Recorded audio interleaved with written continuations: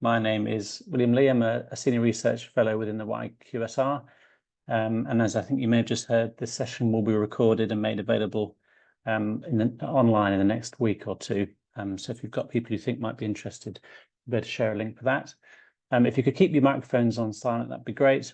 And please do put questions while Vicky's talking in the chat.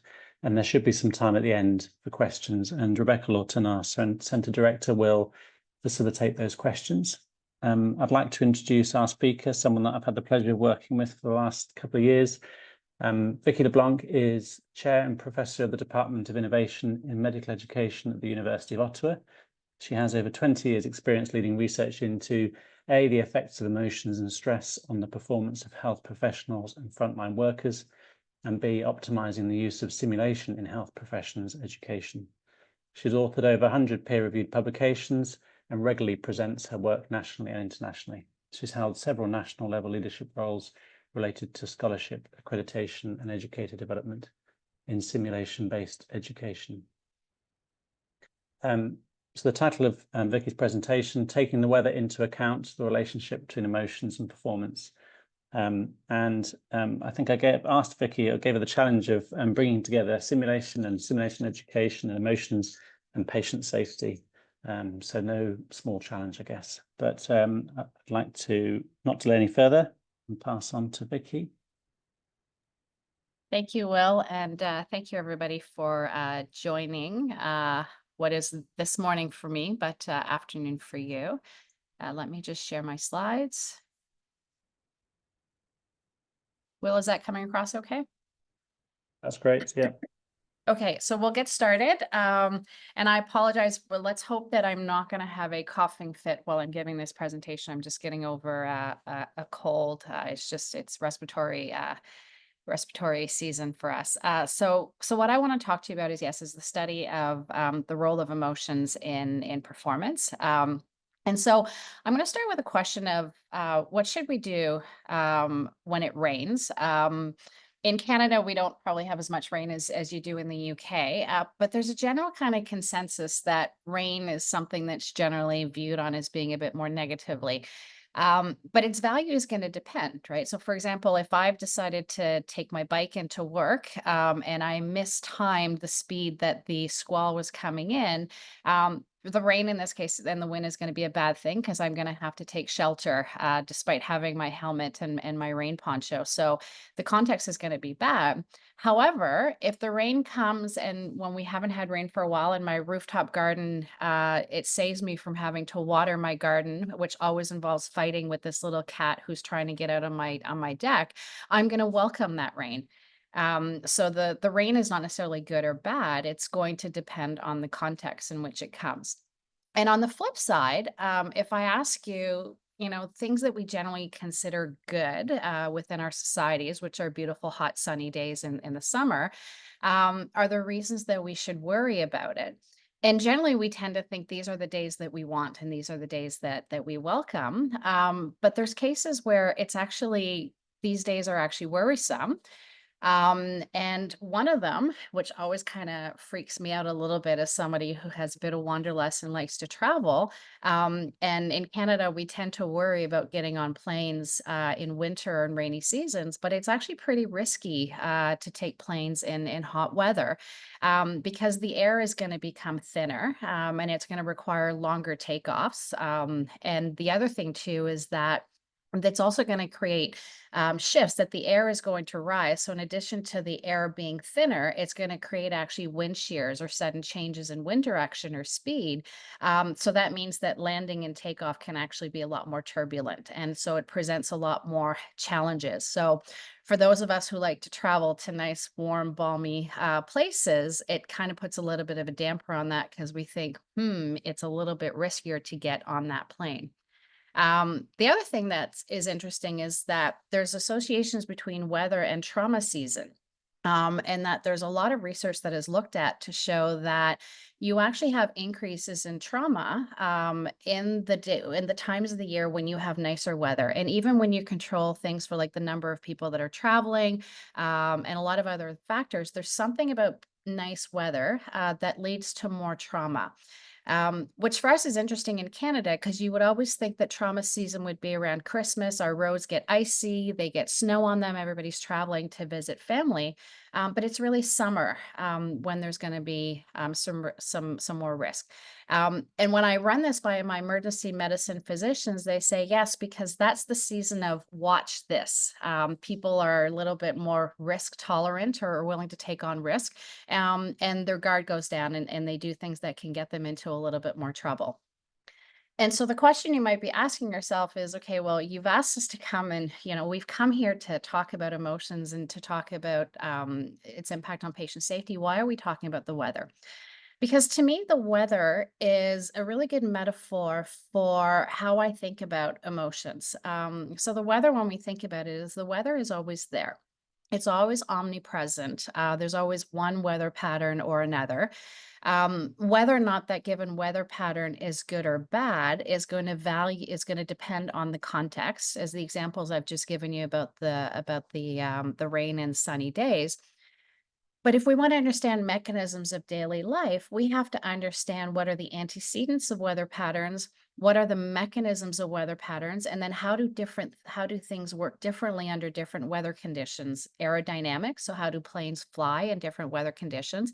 For those of us that aspire to have a green thumb, horticulture, how do you grow different types of plants or vegetables in different contexts and different weather patterns? But also infrastructures, how do you need to build infrastructure differently depending on what the weather patterns are going to be? And so the weather is not something that we can sort of push aside if we're trying to understand a lot of these things. And so my perspective and what I'm hoping to convince you of is that we can just substitute affect for weather, is that if we want to understand the mechanisms of daily life, we have to understand what are the antecedents to different affective patterns, what triggers anger, what triggers anxiety, what triggers joy. Um, how do these different affective patterns work? What is their mechanisms? And then how do things like what we perceive, how we view it, ambiguity, how do we solve problems, how do we make decisions, how do we interact with each other?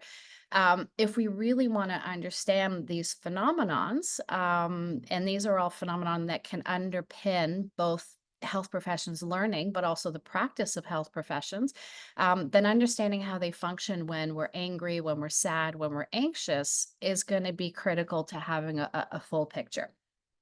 And so what I'm hoping, before I go into that, so when I'm talking about affect, what is my definition? What are we talking about? So affects are these, the theories are that these are appraisal-based signals as to whether a situation is going to be beneficial or detrimental for our goals. So I have a goal that might be, I want to get to the office this morning in time to be ready for this presentation. And there's going to be a number of things that are happening that may be beneficial or detrimental. And so the system will sort of do this almost automatic subconscious assessment of good, bad, good, or not. And then that, depending on the appraisal that we do, how much control we have, we will have an affective reaction. And those affective reactions will have a number of components. So there'll be the subjective, I feel happy, I feel anxious. There'll be physiological reactions. So the sympathetic nervous system, in the case of stress, the hypothalamic pituitary adrenal system will kick in. There's also some cognitive perspectives that the way we process information is going to change. And then there's also some behavioral components, right? There's emotions like anger that make us get a little bit bigger, make us lean in, that are approach. But then there's things like shame that can be avoided so that the body will actually shrink into itself. And in turn, all of these different processes will then shape our thoughts, our motivations, our actions, and our social interactions.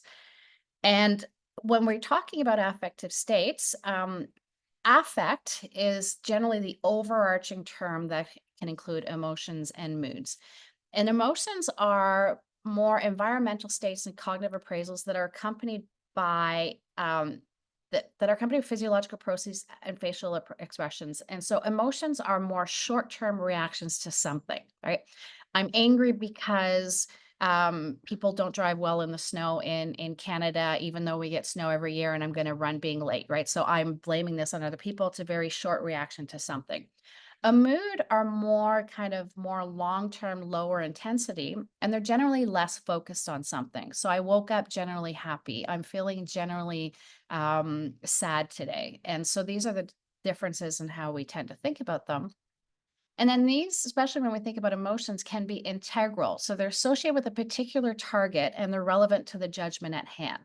So having to make a decision about possible treatment options for a patient is causing me some anxiety. That would be an integral affective reaction. But we often have to function sometimes in incidental. So I may have just, I told you I love the snow. There's a beautiful snow. I walked in from this beautiful snowy day. That makes me happy. But then I have to make subsequent decisions and I have to do subsequent processes. So I'm still in that affective state, but it's incidental to the decisions that I need to make. And so what I want to do, there we go. So what I want to do today, having done those definitions and sort of shared with you the perspective that I have, is try to present some arguments of why I feel that it matters that we pay attention to this if we're thinking about either how we train health professionals or how we approach patient care or patient safety.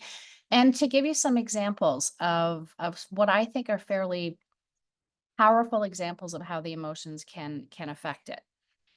And so let's start. So I think I don't need to convince you that healthcare is emotional, right? There's some pretty high stakes decisions that need to be made, often in situations of uncertainty, often having to navigate various different components. And so there can be very strong negative emotions, right? Things can make people anxious. Things can be heartbreaking. Things can be maddening. But there can also be moments of unexpected joy, and there can be moments of relief. And I think we all recognize that there's these strong emotions in healthcare, but I think we all have a bit of a discomfort with what is the role that these emotions play in healthcare. And when I work a lot with educators and I see the gamut of it, that one end, there'll be the idea that if we want to create psychologically safe learning environments for our learners, we can't present too many strong, different, like challenging situations because these are vulnerable learners and we're afraid of breaking the already cracked egg. On the other side, there'll be the perspective of if we don't throw challenges at people to make them stronger, then how are they going to be able to face what's going to be going forward, right? So this idea of what doesn't kill you makes you stronger. And there's people that live at the extreme, but most people will sometimes be in the middle and say, well, we know that emotions are there, and we know that sometimes emotions are a bit uncomfortable, and we know that they probably have an effect, but we're not really sure what is that effect. And so a lot of people are, from my experience, are sitting in that middle.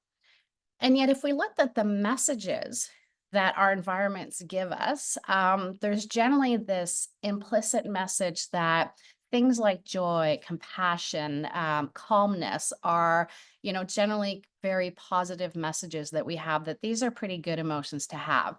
But if you look at the left side, it's generally we have these tacit ideas that having anger, having sadness, having anxiety, being frazzled are generally viewed as being bad things.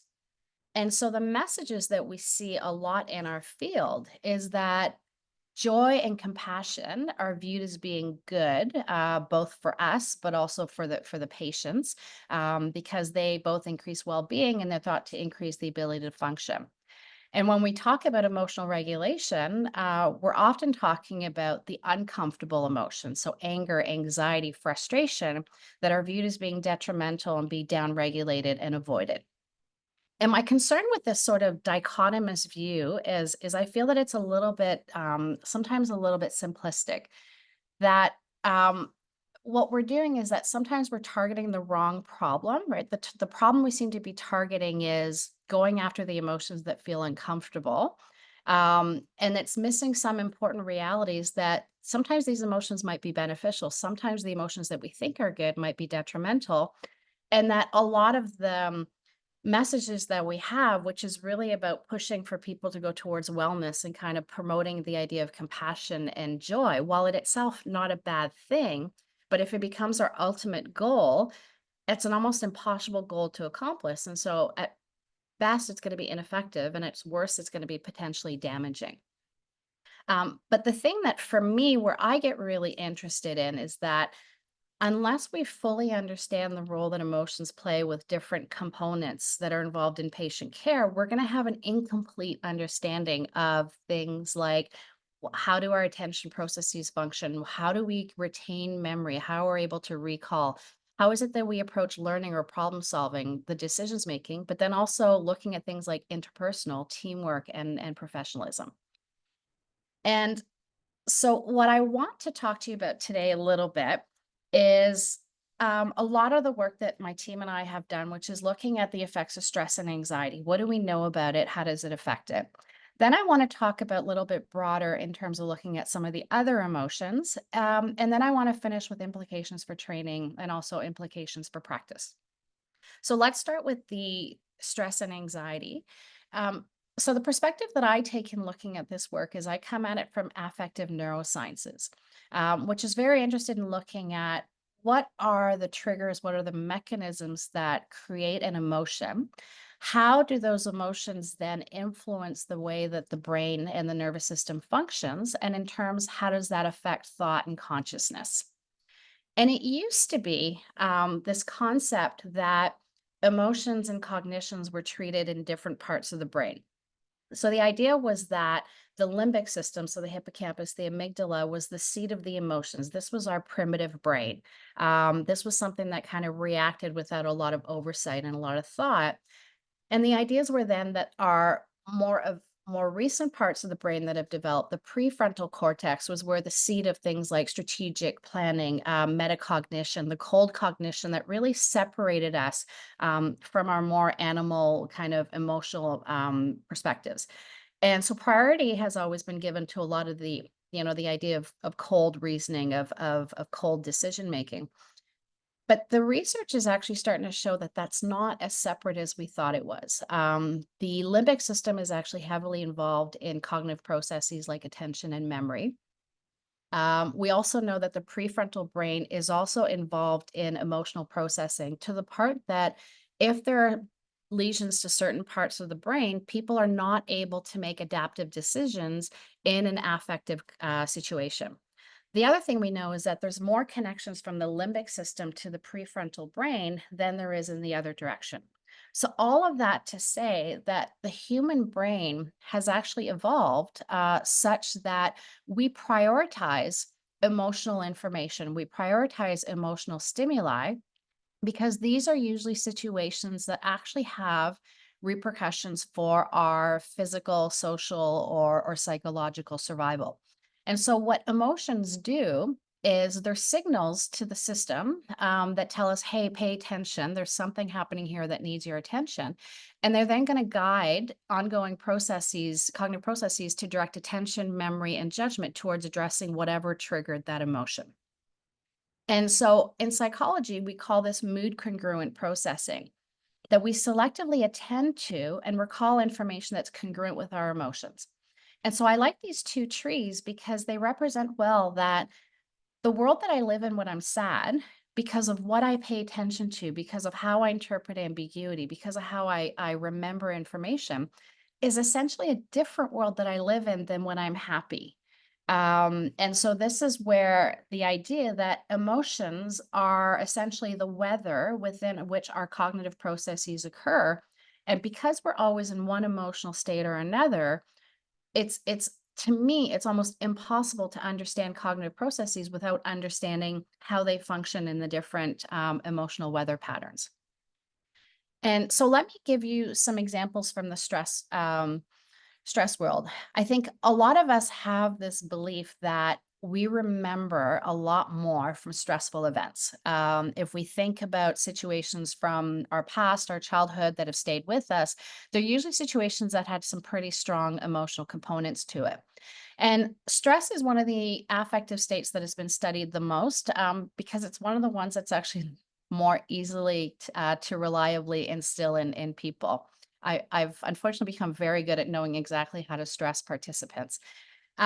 And so there's this review that came out about 8 years ago that I really like because they put together all of the different literature and looked to see what is the relation between stress and the different stages of memory. So there's the encoding. You encounter something new, and it's actually when it enters into the memory system. Then there's the consolidation process, which where you have temporary memory traces are turned into long-term storage. Retrieval is you haven't thought about something, you have to retrieve information that you've learned previously.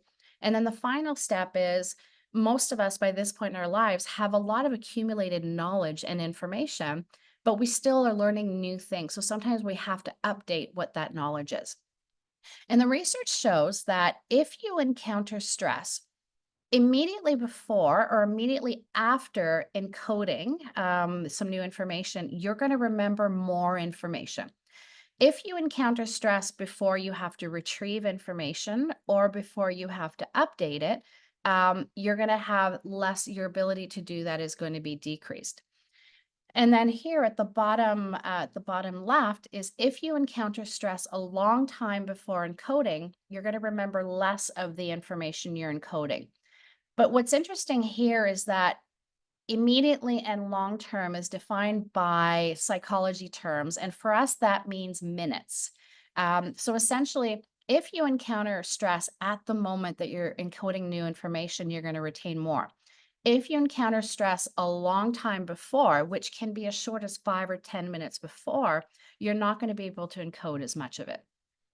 So there is some truth to the idea that stress can enhance what it is that we remember. It's very time dependent.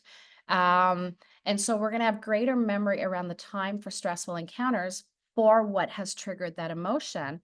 But we're going to have impaired memory for information that's long after that stressful event, right? So this idea that we remember more from emotionally provocative situation has some truth to it.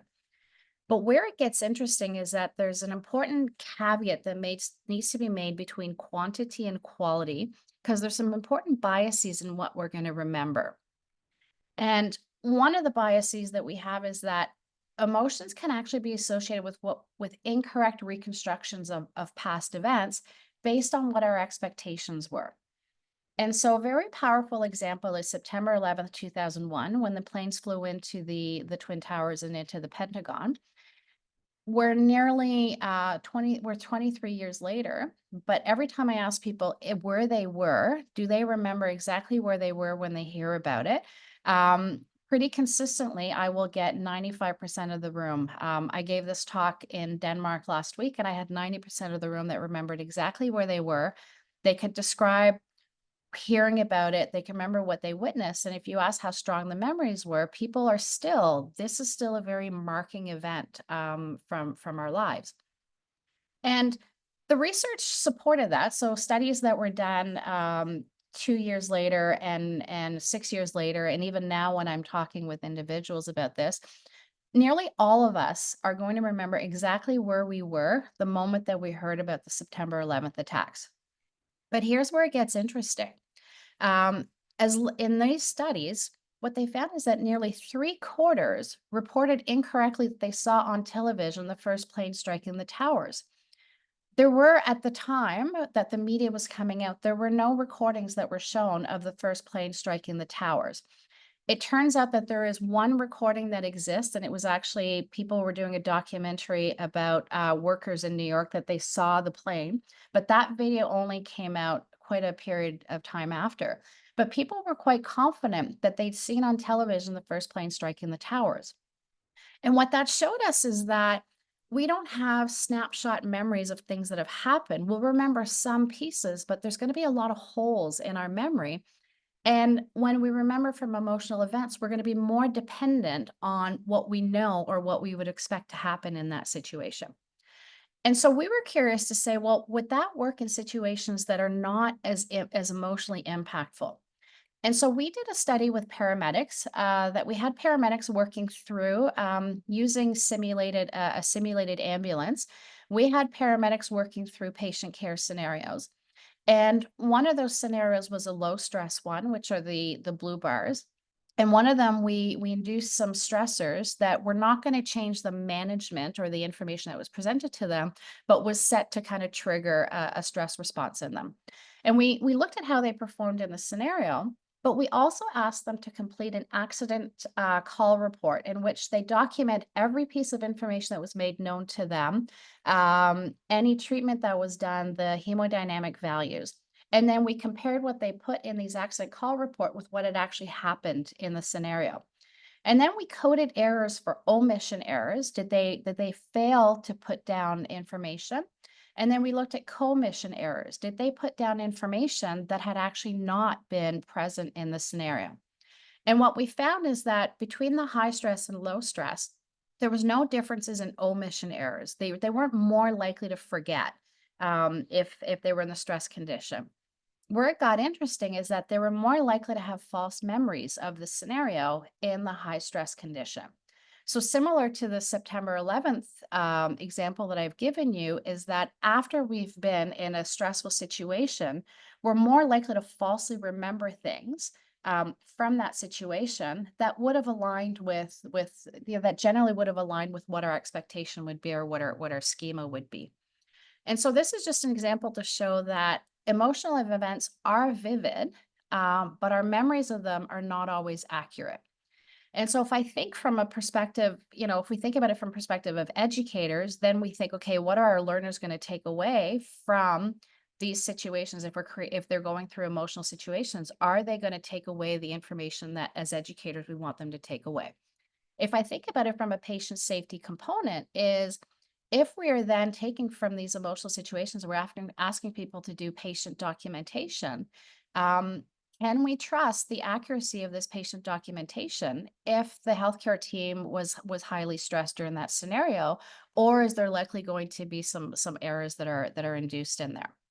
And so these are some questions that this research provokes. Without giving other examples, we have looked at other cases of what is the effect of stress, and we found in general that we generally see disrupted performance, both on global aspect of performance, but also on following checklists, adherence to protocols, the commission errors that I just told you about.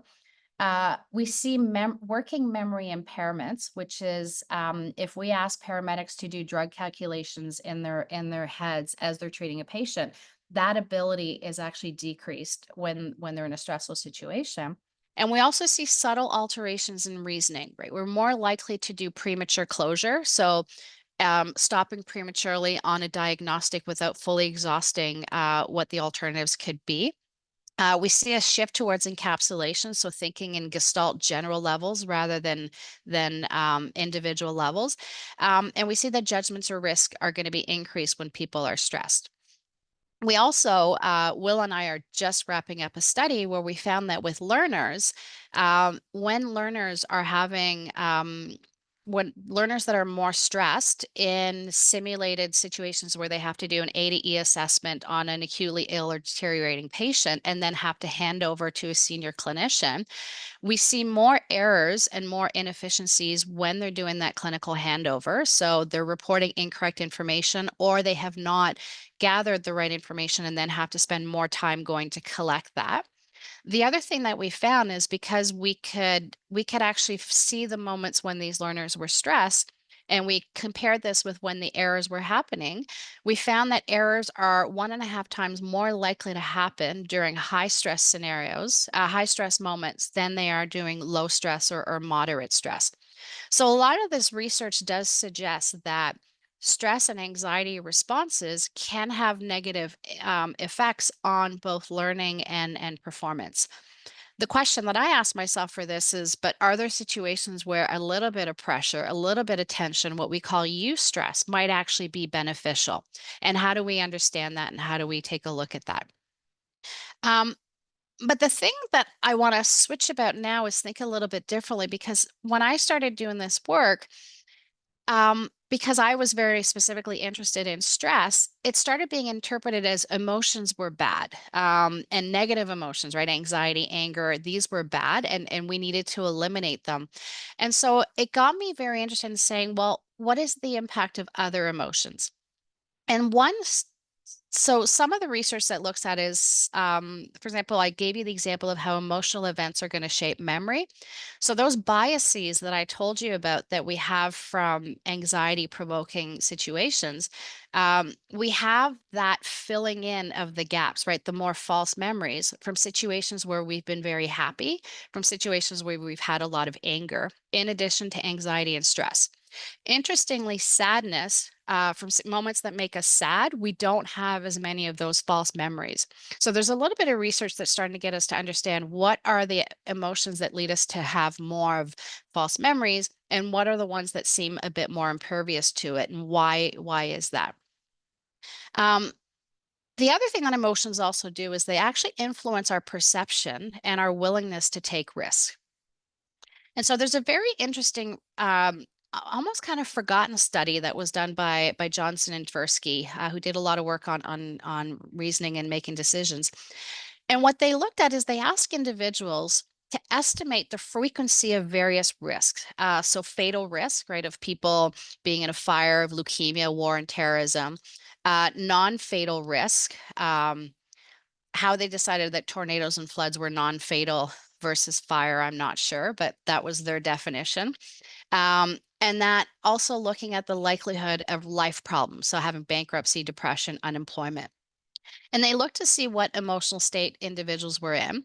And what they found is that individuals who were in a positive affective state were more likely to have lower estimates of probability, right? They thought that these situations were less likely to happen when they're in a positive emotional state. When they're in a negative emotional state, they're more likely to think that these events are more likely to happen. But interestingly, in health, sorry, I'm jumping ahead, but there's a little bit of work that's been looking at that, and it seems to suggest that there's some affective states that are linked with perceptions of greater risk. So when we have fear, when we are sad, when we experience disgust, individuals are more likely to think that the world is a risky place.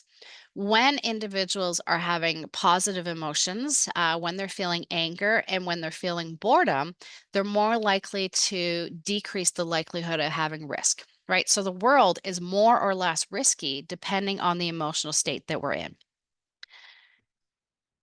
Interestingly, though, this hasn't been looked at a lot in clinical decision making. So, a lot of the focus when we look at the work on clinical decision making tends to focus more on the emotional burden of emotions, of decision making. Is that having to make decisions can create stress, it can create strong emotional reactions in individuals. But when we look at our models of clinical reasoning, the majority of them won't actually address affective states. Or if they do, they tend to treat affective states sort of globally as a source of error. Strong emotions lead us astray. And these emotions are often emotions like anger, or anxiety, or stress. Um, there's been a few studies that have looked to see whether or not clinical reasoning changes when decisions have to be made around difficult or emotionally evocative patients. So it's vignettes of patients that are considered difficult. And they do find that there's greater diagnostic error, a decreased recall of clinical information. During a handover, there's going to be an omission of critical information, and there's decreased optimism about the prognosis. The problem with some of these studies is that because they actually didn't measure the emotional state of the people making decisions, they just created vignettes of emotionally evocative. It's not, we can't know whether or not it's caused by the affective, the emotional state of the healthcare workers, or whether or not it's linked to patient characteristics, right? Stereotypes or likability of the patient, which we know can affect decision making. So we wanted to take a look at this in a study. And it was a small sort of initial study that we had 19 anesthesia residents come to do a simulated scenario. And we measured their incidental affect. So they just filled out a scale ahead of time that just tested a number of positive or negative emotions and how strongly they were feeling them. Then we gave them two patient cases. So one where there was an abstract social connection. So we just had them fill out a paper vignette. The other one was an explicit social connection. So they met with a simulated patient. They did a pre-op assessment, quick one with the patient, and then they received information on the paper. And they had to decide, this was a preoperative assessment, they had to decide whether or not to proceed with a surgical procedure with patients that presented certain risks and that there was likely going to be an absence of the resources that they needed to treat them.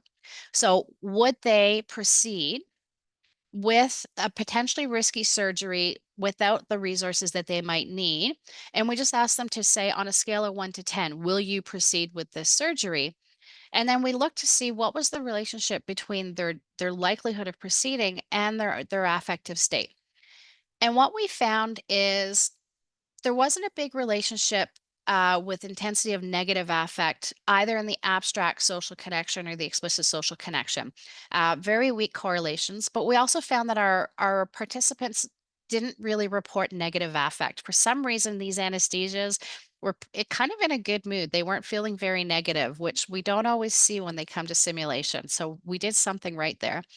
But they were most likely in a mildly positive affect is where the range that they were. And what we found is, again, no relationship when there was an abstract social connection. But when there was an explicit social connection, when it was explicit that they had met the person, the decision they were making about the person was more explicit for them, we actually found a pretty strong correlation that the stronger the positive affect, the more likely they were to proceed with a potentially risky surgery. And their positive affect explain almost a quarter of the variance, which in psychology type literature is actually a pretty strong correlation. So the happier they were, the more likely they were to proceed with a potentially risky situation. And so, what are the mechanisms that underlie that? And part of that is that we have a preferential detection of information that's going to be concurrent with our affective state. So, if individuals are tending to feel more happiness, more joy, they're more likely to notice the positive things in their environment and less likely to notice the negative things. They're also going to change how they interpret any kind of ambiguity so that the happier we are, the less we're going to think that something that's ambiguous is going to be threatening. Whereas if we're anxious, the slightest little thing could potentially be a very bad thing. So it changes these aspects. But the other thing is that positive affects are actually very socially motivating emotions, is that when we have a positive affect, it actually motivates us towards increasing social connections. Um, Positive emotions create this sort of broaden and build, is that we build resources, we build connections as a bit of a store to be able to deal with subsequent later things. And so it's possible that these optimistic risk assessments that are observed are going to be amplified in interpersonal context. And so these are just some early studies that are telling us that it's not only stress that can affect how it is that we approach the world, but that we can actually see measurable differences in clinical decision making based on the emotional state of participants. Um, the question that says is then, who do we want to have? So for me as a patient, who do I want to have making decisions about my care, right? Do I want the clinician who's a bit anxiously risk averse or disgustedly cautious? Or do I want the angry risk taker, or do I want the happy optimist? And I would sit there and say, well, it would probably depend on the context that I'm in. In some cases, we might want to have more risk averse and being cautious. In other cases, we might actually want somebody who's more optimistic and risk taking. And so, this is just one example to show that emotions can actually have an impact on the processes that are involved in care. And the more we study emotions, the more that we're trying to be able to predict the effect that they have on cognitive skills. So, positive emotions are linked with more problem solving abilities and transferring to information to new situations. But they also come with the fact that when we're happy, we spend less time trying to solve a problem. So I might be better at being able to creatively find solutions, but I'm less motivated because positive emotions tell me everything's good, let your guard down. So I'm also going to be increasingly distractible, and I'm going to have a greater willingness to take on risk. Um, as I've shown you, um, I've shown you examples of what anxiety does as well. But the other thing that we find anxiety is we're going to see greater perseverance with maladaptive problem solving strategies. We're more likely going to persevere and fixate on a strategy that's not working when we're anxious. But in people who tend to be generally low anxious trait, stress can actually increase motivation. And I'm guilty of that. I am never so good at writing grants or getting papers done than when I think I might just not make the deadline, right? So for me, some level of anxiety, because I tend to not be a stressed individual, actually can be increased motivation. So I might not be as creative at solving the problems, but I'm more willing to keep trying at it. And then you have other emotions like sadness, which sadness tells us something bad has happened. I'm not sure what the cause is. I'm not sure who's responsible, and I'm not sure how much control I have. And so it pushes us into a way of thinking of deeply trying to understand the problem to make sure that we're never in that situation again. And so it means that we're going to have deeper reasoning. We're going to have more accurate memories. So we have fewer false memories from sad events. Our judgments are going to be less biased, and we actually have more motivation to solve problems. And so I often joke, have jokingly say that if my clinician is a little bit sad, that might not have a bad outcome for me. Not that I'm Machiavellian and I want my clinicians to be sad all the time, but sadness, although a very unpleasant emotion to have, cognitively has fewer of the biases that we see in other emotions. And so this raises a lot of questions that I'm interested in, and hopefully I've convinced you to think about is, maybe we need to have a better understanding of the different impacts of different emotions to be able to understand how do they impact the different aspects of care. In the meantime, though, although hopefully I've convinced people that want to do more research in this area, how do we approach this from a training perspective? And so I think that the key idea that I would want to say is that emotions are not good or bad; they just are. Um, and sometimes these emotions are going to be conducive to the goals, and sometimes they're not. And I think it's important for us to know that even though something is unpleasant and uncomfortable, it's not necessarily maladaptive for either the situation for our cognitive skills. And although there's a lot of complexity to it, the solution is not going to be to say, well, we need to push emotions aside, we need to suppress them or avoid them, because emotions are so powerful. They're so ingrained in the way that we navigate the world that even if we try to suppress them, they're still going to be active. And they act a little bit like a pressure cooker. And we know that there's increasing research that shows that people who have avoidant or suppression emotion regulation strategies are more likely to have mental health and physical health outcomes. So there's a link with cardiovascular incidents. There's a link with depression, anxiety, and post-traumatic stress. So the solution is not to say we just need to put a clamp down on these emotions, but the idea is that we need to be thinking about how we can teach people to become more aware of their emotional situation, what that emotion means, and how you can regulate them in adaptive ways. And so this is where it comes into a lot of the simulation is that, if we think about training, a lot of what we think about when we do training is skill retention, skill acquisition, and oftentimes we practice under most of the time predictable and uniform conditions. But we can supplement that in this case with stress training, which is it's about recognizing somebody's stress response, learning what is an adaptive regulation strategy, and you pre-expose them to that with what they do is they actually apply the special skills training. And it's not sort of an as a side that you do of like, okay, we're going to teach them how to manage an ACLS case and we're going to throw in some stressors and they're going to learn. The stress training actually has to become an explicit focus. And it's about teaching adaptive techniques such as how do we reframe? So how do we change negative thoughts into more task-oriented things like acceptance, things like team co-regulation? How do team members recognize emotions in others and use adaptive ways to do interpersonal regulation? How do we learn physiological control? So how do you get the whole physiological system to down-regulate a bit? Things as simple as breathing techniques that can be done with or without biofeedback. And also things we can do preemptively of mental practice and rehearsal of how do we visualize a procedure, a task, or a scenario, and the different possible outcomes that there could be with it, so that we can be prepared for the unexpected when it's going to come in. So there's a lot of techniques that we could do where we could use things like simulation to explicitly get people to learn what their emotional reaction is, what their stress reaction is, and teach them adaptive regulation strategies that to say it's not that you're going to get rid of stress, it's that you're going to better be able to recognize, okay, I'm stressed right now. This is the impact it could have. These are some techniques that I can bring in that's going to accept that I'm stressed, but can maybe lower the temperature a little bit in situations where stress is not going to be helpful. And then can we take those ideas and then also think about how do we train for situations where we might be angry? How do we train for situations where we might be happy? That I might come into work, I'm happy, it's good, but just be okay. You know what? You're in a very good mood. Be careful about, that you might decrease risk, right? So I do this myself in the summer when it's camping season. I'm going on a camping trip that I do with my family every year. I know that when I'm driving, I'm just very happy.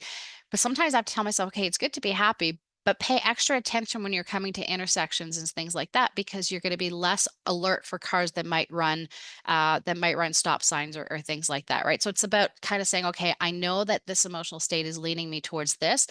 How do I then address my world as I'm approaching it? And so with this, I hope I've convinced you of why it's important to pay attention to emotions and affect, is that they are omnipresent, just like the weather. In and themselves, they're not good or bad. They actually depend on the context. But if we really want to understand mechanisms of daily life, and for example, in our world, things that are going to affect learning or being able to offer patient care or how our systems work, it's going to be important to then add to what we know of when do different affective patterns happen? What are the mechanisms? And how does what we perceive, what we remember, problems that we solve, how are they going to work differently under different affective conditions? And if hopefully I've convinced you that this is something that is appealing, this is some of the work that's been done. The first one is just a general book that is a review on emotions and cognition. It's a pretty good introduction to it. It's very well written and user friendly.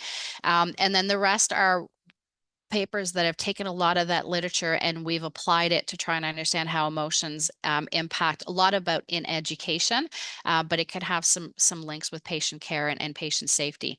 And with that, I do want to thank you for your attention. I will send a PDF of my slides to Will so that he can share it with the group. But if you have any questions that we don't address today, I am always happy to have emails from individuals. And so with that, I will stop sharing my screen and hopefully we can have a discussion of questions, clarifications, or even a bit of debate. I'm always open to a little bit of debate. So thank you for your attention to date. Oh, thank you so much, Vicky, and a big round of applause from all of us here. That was a fascinating presentation. Thank you. And we do have some great questions in the chat, so I'm going to start by pulling out one or two of those, if that's okay. So we'll start with Lubaina's question, which was really about, I guess, how you've talked about training as one mechanism for addressing and helping us to recognize the impact of our emotions on how we make decisions, how we work. Lubaina is talking there about kind of organizational structures and responses that were put in place, particularly during COVID-19 in the UK, where there's a great recognition that staff needed some space to decompress, to deal with those emotions and so on and so forth. And we had wobble rooms and other such things. And she's really interested to know about the sense that might have died down a bit, although it's not, those emotions haven't disappeared. Those interventions perhaps have just become less prominent now. Have you seen that? What are your thoughts on that? Yeah, I think that if there's one silver lining to the pandemic in healthcare is that it created conditions where it became more acceptable to talk about emotions, to recognize that emotions were happening. I think we started having a lot more candid conversations around that. And I know that in terms of the work that I've done, I saw kind of greater acceptance or kind of legitimization of it. And I do agree that it seems like the pendulum is swinging in the other direction. And I don't think it's malintentioned. I think it has to do with the fact of we had all of these conversations, we're able to have these conversations, but as societies, we almost ended up where we were maybe in limbo or perhaps wallowing, right? Waiting for the world to go back, being able to focus on the negative. And there's a general sense that if we spent so much time focusing on the negative, are we getting a little bit stuck in the mud? And so we're seeing a little bit of counter saying, well, maybe we need to pull up our socks and maybe we need to kind of start taking on the world. And my concern is that it might swing in the other direction of saying, okay, it's time to stop wallowing. It's time to stop having these emotions and trying to get to work. And what I'm hoping that we can do is find the happy medium of saying, these emotions are legitimate. These emotions are going to be affecting what it is that we want to do. And so we have to recognize them, we have to normalize them. But rather than saying, okay, it's time to get over it, let's go forward, which is a bit of a suppression avoidant type of way, is to sit there and say, okay, these emotions are legitimate.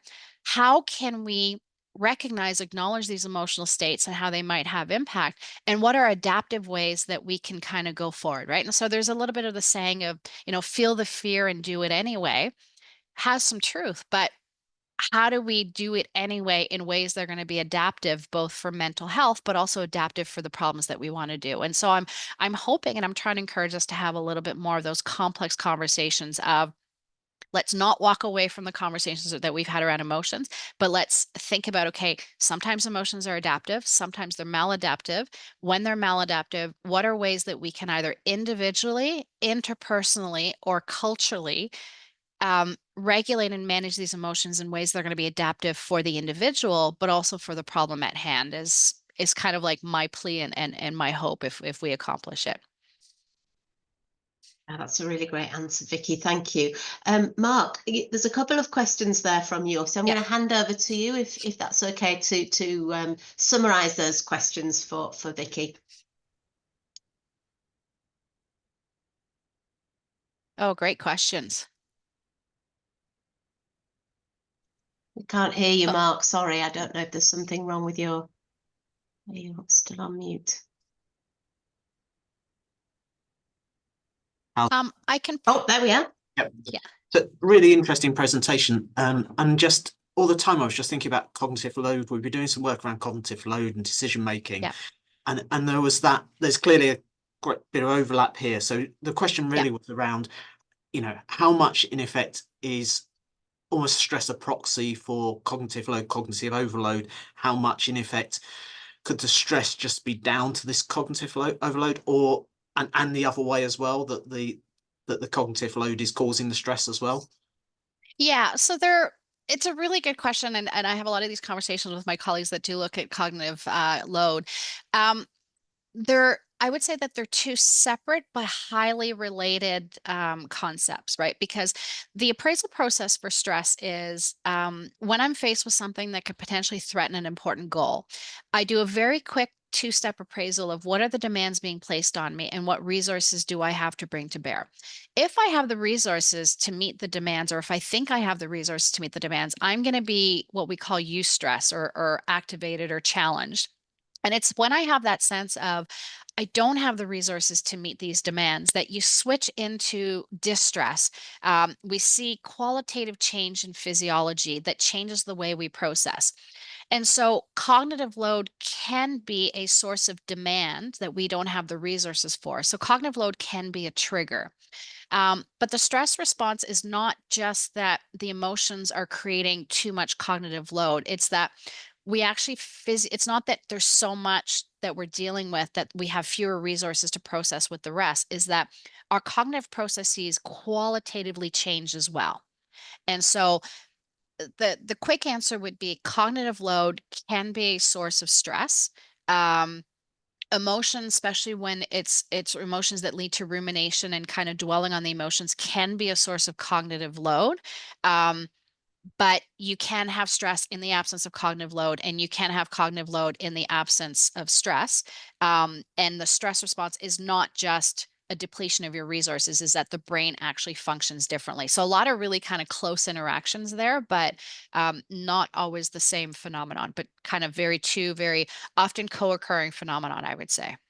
Does that answer the question? Yeah, brilliant, brilliant. And then the other question was just, we spent some time working with the aircraft industry, trying to understand how they use simulation and vice versa as well. And I'm aware that they do this upset training, which is often around a distraction, meaning that you miss a critical task or event. Yeah. But I was just thinking, you know, there is no reason why that couldn't be, you know, an emotion, a negative or positive emotional input, Yeah. rather than just another, you know, one of their tasks. Yeah, absolutely. I mean, the aviation industry spends a lot of time thinking about this. The military spends a lot of time thinking about this. Not always in adaptive ways, because sometimes we see that there can be long-term sequelae, right? But this kind of thing where we use simulation to kind of create challenges for the learners, right? Upsets, things that could create emotions, and see how they deal with it. What I would say is, if we do that, we should make sure that we actually include instruction or training or practice or guidance around adaptive ways to cope with the emotions in that situation, not just let's just throw them in the deep end and they sink or Yeah. swim, which tends to be a bit of the or at least in the past, the military approach of either you can cut it or you don't cut it. Say, okay, look, you've been in the situation, there's these strong emotions, right? And so a colleague of mine in Queensland, Australia, Victoria Brazil, that's what they do. They do simulations once a week with the emergency medicine department, and people show up and they'll have about 15, 20 people that show up. They put them through scenarios. Um, and they'll talk about a bit the medical and the teamwork, but they'll also talk about the stress and the emotions that are triggered by this and how the team can work together to recognize each other's emotions and regulate the emotions when they're not going to be adaptive, right? And so her work is specifically around stress exposure and developing adaptive ways that the team can support them. And it does two things. It normalizes these reactions, but it means that the team kind of look out for each other a little bit more. Is like, rather than saying like, oh, you're stressed, you're not going to be a useful member of the team. It's okay, you're stressed. How can I support you so that as a team we can function? And so I think simulation is a great environment that we can do that, so long as we do it in a way that is psychologically safe, and so long as we do it in a way where we proactively help them develop the skills that are going to be needed, and it's not just throw them in the churning ocean, and those that kind of survive then go on to be in these high risk professions. Brilliant. Thank you.